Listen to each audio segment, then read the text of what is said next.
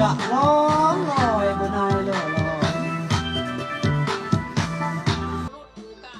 งานเทศกาลหมากพร้าวนาไซตลาดนัดสินค้าเกษตรกรรมหัตถกรรมติดพันกับบุญปือเผากระต่างบ้านนาไซน้อยเมืองสารวันประจำปี 2026ได้เปิดขึ้นอย่างเป็นทางการในวันที่ 28 กุมภาพันธ์อยู่ที่ตลาดบ้านนาไซน้อยเมืองแหลมแขงสารวันโดยให้เกียรติเข้าร่วมของท่านนางบุตรวีดวงราศีห้องเลขาพรรคแขวงผู้สีนำเวียกงานการเมืองแนวเขตเวียกพรรคพนักงานท่านสมัยโพธิสารคณะประจำพรรคแขวงเลขาคณะบริหารงานพรรคเมืองสารวันประธานจัดงานท่านสมจิตสุริยเต้นนายบ้านนาไซน้อยมีบรรดาทานการนำขันแขวงขันเมืองอ้อมคางแผนกการอ้อมคางแขวงห้องการอ้อมคางเมืองบริษัทรัฐวิสาหกิจอำนาจการปกครองบ้านนาไซน้อยและบ้านอ้อมคางจุดสุมพร้อมด้วยประชาชนครูอาจารย์และน้องนักเรียนเข้าร่วมอย่างเป็นกระบวนการพุทธฟื้นท่านบุญสาเขียมมณีคันไซประธานคณะกรรมการปกครองเมืองสารวันตั้งหน้าคณะรับผิดชอบการจัดงานได้รายงานให้ฮู้เกี่ยวกับการกาเกียมและผลได้รับจากงานเทศกาลหมากพร้าวนาไซติดพันกับบุญปืองานดังกล่าวได้จัดขึ้นมาแล้ว4ครั้งนับแต่ปี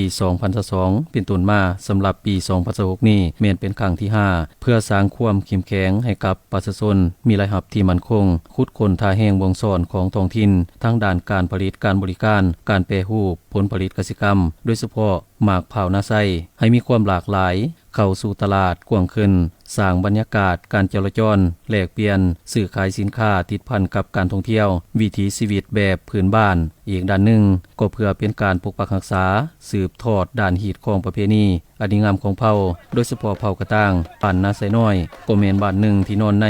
124บ้านที่ขึ้นกับเมืองสารวันแขวงสารวันห่างจากตัวเมืองประมาณ21กิโลเมตรเป็นบ้านที่มีเส้นทางการสัญจรไปมาสะดวกสบายมีประชาชนทั้งหมด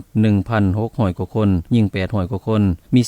261หลังคาเรือนประกอบมี3ส่วนเผ่าในนั้นแม่นเผ่ากระต่างความเบา70ส่วนห้อยหลายกว่าหมู่ของประชาชนภายในบ้านและได้กำหนดเอางานดังกล่าวนี้เข้าในปฏิทินท่องเที่ยวประจำปีของแขวงสารวันและเมืองสารวันประชาชนชาวบ้านนาไซน้อยมีมูลเสือในการให้บริการขายหมากพร้าวและได้มีการเพิ่มพูนผลิตผลจากหมากพร้าวเป็นผลิตภัณฑ์ที่มีชื่อเสียงของบ้านและดึงดูดความสนใจต่อกับบรรดานักท่องเที่ยวผ่านการจัดตั้งปฏิบัติในปีผ่านมาสามารถพัฒนาบ้านได้หลายด้านเช่นได้มีการสำรวจออกแบบตัดตาฝาพังบ้านสร้างหอกวนเผากระต่างสร้างตลาดนัดชุมชนบ้านกลายเป็นจุดสุมในการแลกเปลี่ยนซื้อขายสินค้าเฮ็ดให้ชุมชนนับมีความเข้มแข็งและมีการสร้างมูลค่าเพิ่มจากผลิตภัณฑ์สร้างรายรับเฉลี่ยหลายกว่า1ตื่อกว่ากีบต่อปีการจราจรสินค้าเป็นเงินหมุนเวียน100ตื่อกว่ากีบในโอกาสเดียวกันนั้นท่านสมัยโพธิสารประธานจัดงานก็ได้กล่าวเปิดงานเทศกาลหมากพร้าวนาไซติดพันกับบุญปือประจำปี 2026อย่างเป็นทางการการจัดงานนี้ก็เป็นอีกอันหนึ่งที่เฮ็ดให้การค้าขายก็คือเฮ็ดให้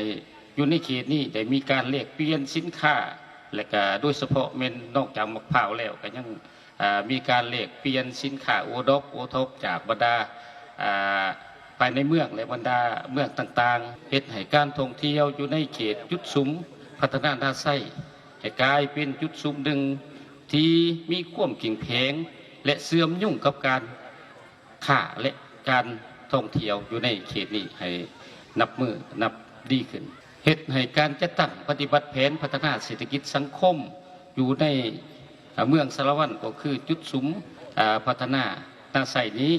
ให้กลายเป็นจุดซุ้มหนึ่งที่มีความเข้มแข็งหอบดาพร้อมกันนั้นก็ยังสุกยู่เฮ็ดให้จุดซุ้มพัฒนานาไซนี้ให้กลายเป็นจุดซุ้มหนึ่งที่สร้างบ้านใหญ่อยู่ในชนบทให้กลายเป็นตัวเมืองหน่อยในอนาคต